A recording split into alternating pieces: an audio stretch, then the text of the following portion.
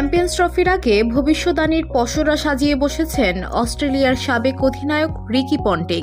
Tournament কোন দলের ভালো করার সম্ভাবনা রয়েছে, কারা ফাইনাল খেলবে, সেমিফাইনালের টিকিট জিতে নেবে কারা, সেসব বিষয়ে নিজের মতামত দিচ্ছেন তিনি।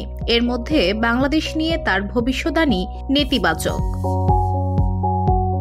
কিছুদিন আগে আইসিসির এক পডকাস্টে টুর্নামেন্টে বাংলাদেশের সম্ভাবনা প্রসঙ্গে পন্টিং বলেছিলেন, আমার ধারণা তাদের সংগ্রাম করতে হবে। তারা তাদের আদর্শ হোম কন্ডিশন পেলে তখন তারা ভয়ঙ্কর দল, তবে চ্যাম্পিয়ন্স ট্রফিতে বাংলাদেশের মতো কন্ডিশন পাবে বলে মনে হয় না।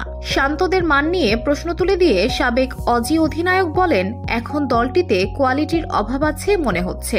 দলটিতে সেরকম মান আছে বলে মনে হচ্ছে না, বিশেষ করে চ্যাম্পিয়ন্স ট্রফির অন্য দলগুলোর সাথে তুলনা করলে। তবে পন্টিংয়ের এমন চাঁচাছোলা মন্তব্যে কিছুটা নাখুশ বাংলাদেশ ক্রিকেট বোর্ডের বিসিবি পরিচালক এবং বর্ষিয়ান কোচ নাজমুল আবেদিন ফাহিম। শনিবার গণমাধ্যমের সঙ্গে আলাপকালে পন্টিংয়ের জবাবে তিনি বলেন, গত ৪-৫ মাসে বাংলাদেশ দলের যথেষ্ট উন্নতি হয়েছে, যেটা রিকি পন্টিং হয়তো দেখেননি বা ধারণা করতে পারবেন না। ধুলো, ময়লা ও ক্ষতিকর ধূলিকণা থেকে নিমিষেই মুক্তি দেয় চৌধুরী এয়ার পিউরিফায়ার। এর শক্তিশালী সাকশন ঘরের কোনায় কোনায় লুকিয়ে থাকা সকল ধুলা টেনে ফিল্টার করে এবং বের করে আনে নির্মল ও স্বাস্থ্যকর হাওয়া।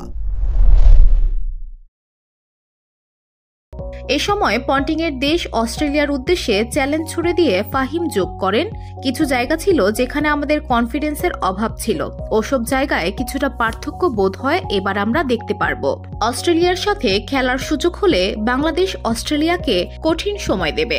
প্রসঙ্গত, আগামী ১৯ ফেব্রুয়ারি নিউজিল্যান্ডের বিপক্ষে স্বাগতিক পাকিস্তানের ম্যাচ দিয়ে পর্দা উঠবে চ্যাম্পিয়ন্স ট্রফির। আসরের দ্বিতীয় দিন ২০ ফেব্রুয়ারি দুবাইয়ে ভারতের বিপক্ষে মাঠে নামবে বাংলাদেশ।